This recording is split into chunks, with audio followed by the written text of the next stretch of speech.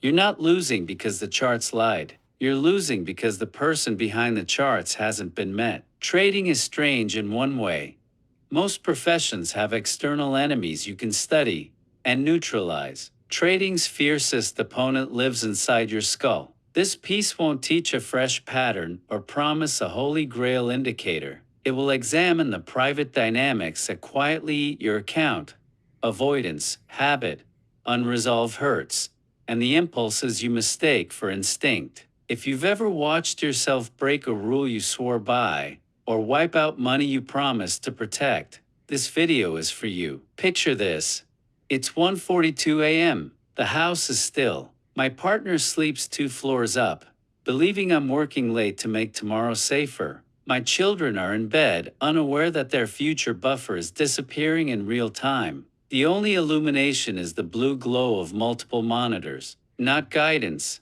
Illumination over rubble. Numbers flicker, shrinking with a mechanical inevitability. Minus $872,400. Real capital. Not an exercise? I didn't scream. I didn't sob. I watched, detached, as if observing someone else. The body had given up on emotion.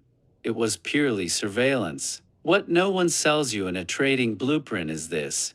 I followed rules. I had checklists that looked like tactical briefings. I meditated. I had more discipline on paper than most people have in reality. And still I imploded. Twice. It took losing a substantial chunk of cash to admit the obvious. The system wasn't the weak link. I was. Most trading advice is tidy.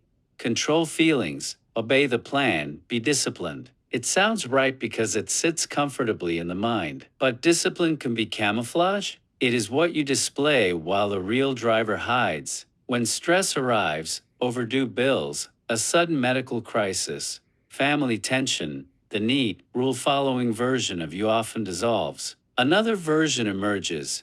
A frightened spouse, a desperate parent, a man who will risk decades of planning for a single hit that promises relief. The market doesn't test whether your indicators are sharp. It reveals who you are when stakes are real. Ask yourself honestly, have you ever reviewed a trade and thought, who was I? That moment exposes the truth.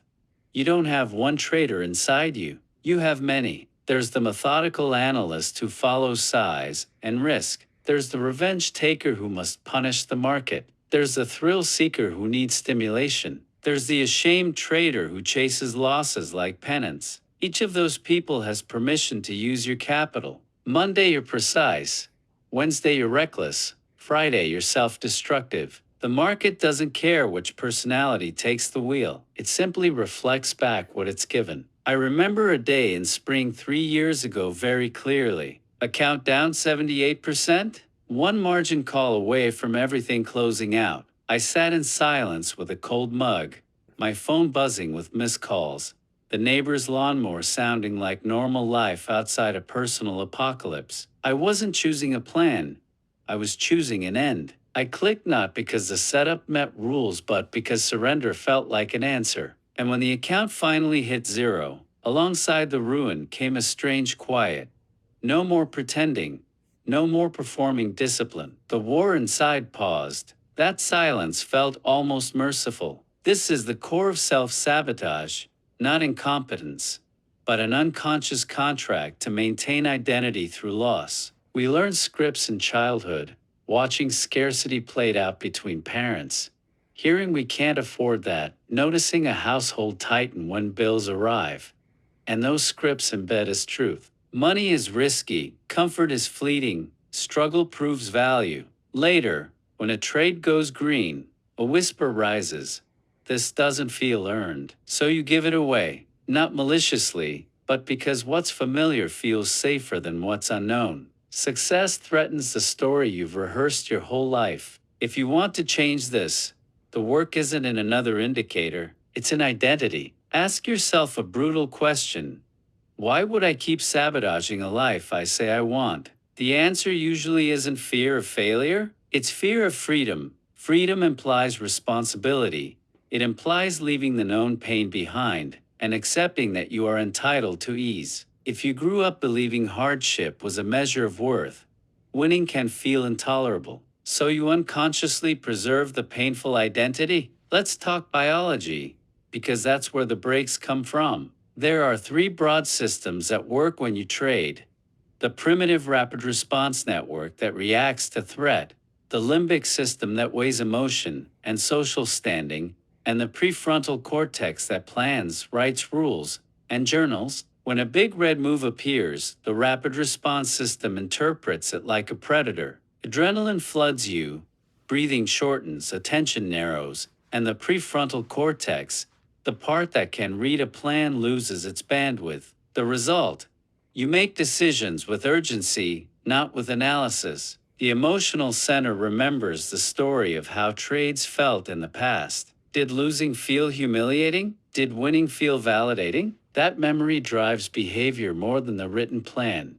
The rational planner exists, but under stress it often becomes powerless. You design systems for the planner, but you fail to condition the systems that actually press the buttons. That mismatch is why meditating or reading a checklist won't fix everything. You need to train your nervous system. Conditioning can be simple and practical. For me, it wasn't just talk of discipline, it was deliberate exposure. I started doing short, intense breathing protocols and a daily 2-minute cold exposure before the market opened. Not because they are trendy, but because they teach the body discomfort is temporary and tolerable. If you choose to experience controlled stress, the involuntary panic that comes with a sudden loss has less authority. When the body has rehearsed mild crisis before breakfast, a margin scarlet candle becomes less tyrannical. But fear isn't the only trap. There's a quieter predator: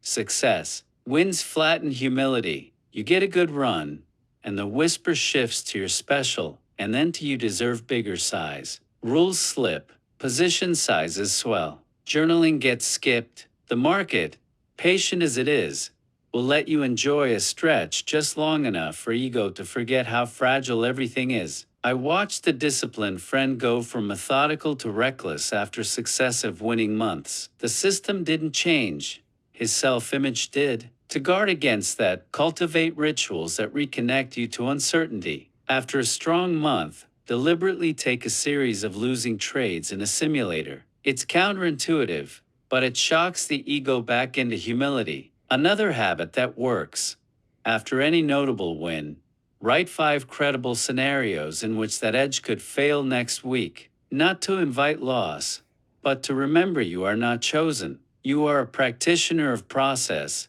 not a market deity. There's also a chemical loop you need to be honest about. Trading is engineered for variable reward and uncertainty, the perfect machine to hijack dopamine. Dopamine spikes when your brain anticipates reward, not when it arrives. The result is craving for the chase. I knew I'd crossed into dependency when I woke at 2:13 a.m. simply because my body expected the London session to provide a hit. I scrolled without a plan, watching candles like they were a movie. Family time became an interruption. The charts weren't tools anymore. They were an emotional outlet. A practical reset is mandatory. Start with the environment. Phone out of the bedroom and alarm clock on the dresser. Force the first urge to check charts to be met with a physical action.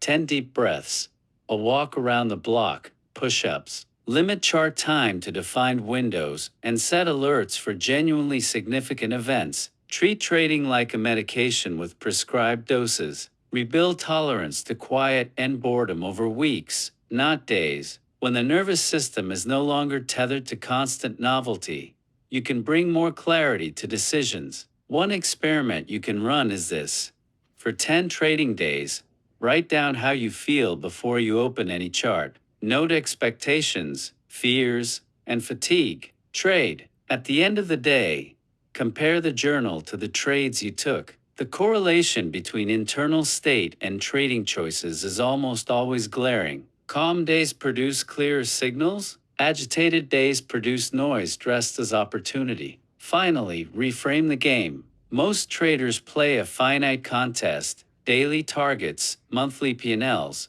social validation. That's exhausting and brittle. There is another way. Play an infinite game. The infinite trader is less concerned with winning in the short term and more with staying in the arena longer, with becoming more capable, steadier, and wiser. In this frame, every loss is feedback, every impulse is data, and every win is a test of humility. You measure progress by your psychological growth, not by a single month's tally. If you're ready to start, begin with small, consistent practices. A morning check-in with how you feel, a concrete routine to build tolerance to discomfort, a dopamine recalibration that limits unnecessary checking, and a post-win humility exercise. These things don't promise fast riches, but they promise something rare: the ability to keep showing up with clarity. If this touched something beyond the trader inside you, the human beneath the noise, share it, start the conversation, and tell another trader to stop mistaking activity for advancement. Leave a comment. Which line landed hardest? Subscribe if you want less noise and more clarity. If you're serious, do the work quietly, consistently, and without seeking permission. Trading will always be a test. The market will always be indifferent. What changes is who you are when you answer the bell. Show up to become the person who can both win and keep what they earn.